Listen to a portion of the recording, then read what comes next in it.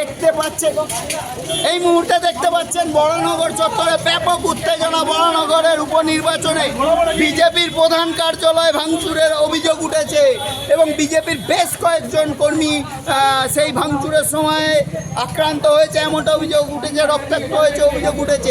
Central বাহিনী থাকা সত্ত্বেও সজল ঘোষ অভিযোগ তুলছেন যে তার সেন্ট্রাল বাহিনীর উপস্থিতিতে আক্রমণ চালানো হয়েছে। আমরা কথা বলার চেষ্টা করবো একটু সজলবাবুর সঙ্গে। কি বলবেন?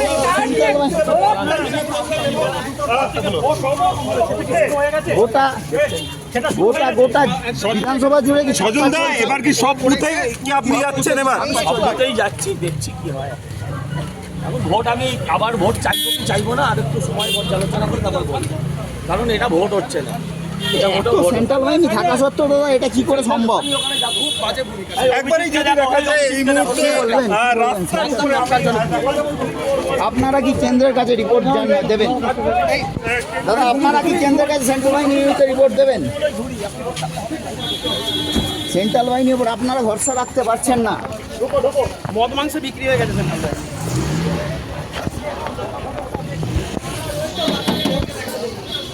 দেখতে পাচ্ছ কার্যত আমার কৌস্তব বাগচি বিজেপির রাজ্য নেতা কৌস্তব বাগচি সামনের দিকে আসছে। জমায়েত করা হয়েছে যত রাজ্য দুর্বৃত্ত শঙ্কর রাউতের নেতৃত্বে। এখানে নিপুণ শাখার ভূমিকায় পুলিশ এবং কেন্দ্রীয় বাহিনী।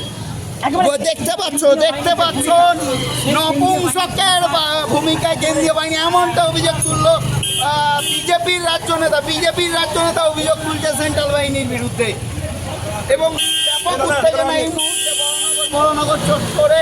ব্যাপক উত্তেজনা বড়নগর উপনির্বাচনে সজল ঘোষের কেন্দ্রীয় দপ্তর ভাঙচুর এবং একাধিক কর্মী রক্তাক্ত এবং অভিযোগের তীর তৃণমূল আশ্রিত দুষ্কৃতী শঙ্কর রাউতের দিকে এমনটাই অভিযোগ তুললেন এবং সেন্ট্রাল বাহিনীর ভূমিকায় তারা চরম খুশি এবং তারা পুনর্নির্বাচনেরও দাবি করতে পারে এমনটাই জানালেন। ক্যামেরায় পূর্বিতার সঙ্গে রাকেশ চক্রবর্তী, বাংলা জাগো।